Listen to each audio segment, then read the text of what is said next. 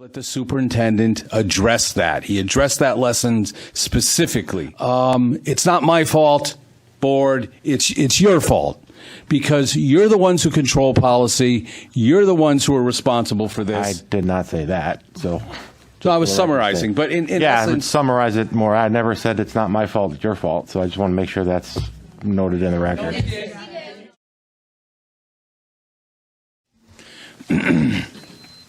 Thank you, Madam Chairman. So a gentleman spoke here tonight, and I think it's Jonathan Grande. I hope I got it right. First, I want to say thank you to all the teachers who came here this evening. Very much appreciate everything that our teachers do and all the hard work that they do and the love that they show our kids and the passion that they have for their profession, and just wholeheartedly respect our teachers, and we're so very thankful, and we are privileged to have the teachers that we do have in this great town that we live in. So going back to Jonathan here, because he touched on something that's very close to me, and that is talking about manufacturing, and you're mentioning turnbacks and escapes and things like that. So I come from an aerospace manufacturing background, and to prevent aircraft from falling out of the sky, all of us fly and we want to be safe, we cannot afford mistakes. And so anytime a mistake happens, all that, albeit a plane coming down or a part on a plane breaking, immediately there's something done called, and he touched on it, it's called a RCCA, a root cause corrective action process. Okay? This is where we find out how what happened, and many times it's not as obvious as you think. And I could give you multiple examples of that, but the reality is what appears to be the cause of something is not always really what the root cause of that is. So it's important to go back and determine what the root cause is. And then once you find out the root cause, then you put into place procedures and safeguards from preventing it from happening again. Now, I remember, I guess it was back in late October, when there was a lesson that came out. It was a wheel-shaped thing, a social justice kind of lesson that many parents found to be objectionable. And many of them complained to the superintendent.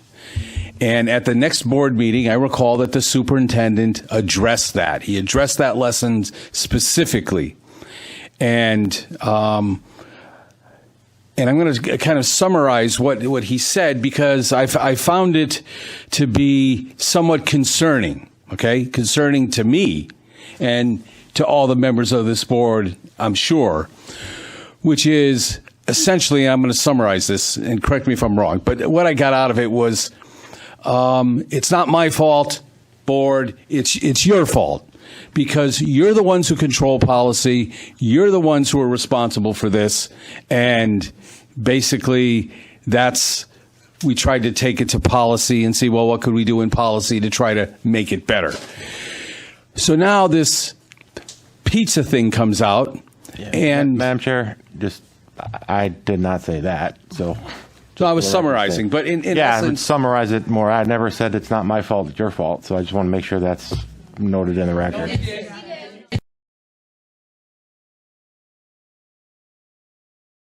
I can't answer the first question without addressing the second question, which is how it's found its way into our curriculum in the first place. And the short answer is, you guys put it there.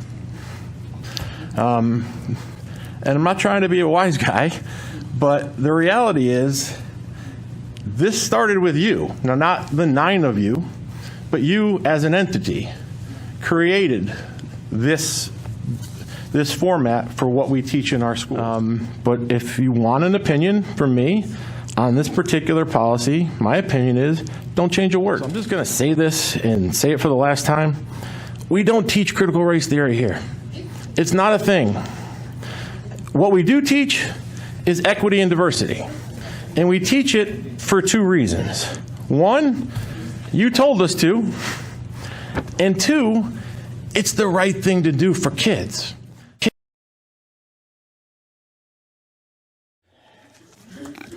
And I don't mean, I don't mean that that's something wrong to say. It's just, I thought that's how you framed it. And if I'm incorrect, I'll go back and rewatch it, and then we can discuss it again. So, so with that said, then all of a sudden now, the first thing comes out and it's oops, and then now the pizza thing comes out, and it's again, how did this happen? And what can we do to prevent it from happening again? Okay. Now, I'm not saying it's good or it's bad. I'm saying that there's parents that are upset, and these escapes, these releases, have caused a great deal of concern, a great deal of parental concern, obviously. In the wake of this, there's been then kids who have, felt uncomfortable. I heard where, kids were staring at their plates at dinner time, saying that they were uncomfortable about the lessons that they had received from school. I understood that there were teachers who presented these lessons that were uncomfortable with that. So what can we do? What can we do as a board, this board here, to get to the root cause, examine the process, get to the root cause, and then see what we can do to implement corrective actions so that these kinds of escapes don't happen again without parental consent or knowledge of parents of what's going to be taught to their kids. And that we do have a policy in the bylaws of the board for the formation of special committees, temporary committees, and ad hoc committees. So, Madam Chairman, I am calling upon you and this board that we form a special committee, essentially I'm going to call it a parental task force, okay? A committee that will include, and it will be a bipartisan committee, okay?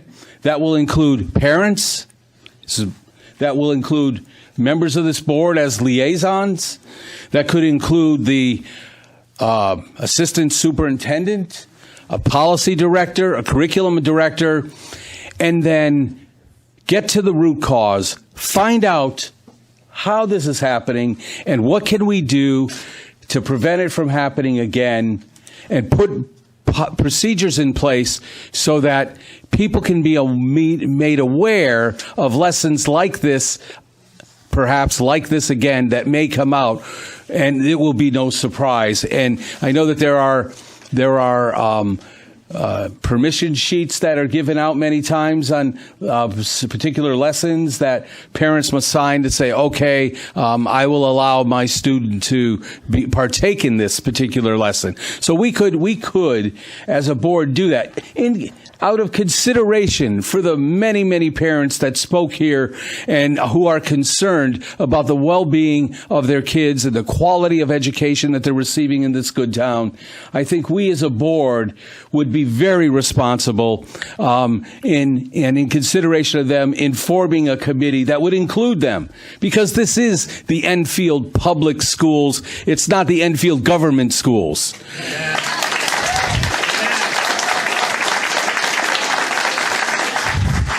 So I'd like to see that. I'd like to see that committee. I'd like to see that committee include these parents, include the board, include some of our administration, and let's get to the root cause. Thank you.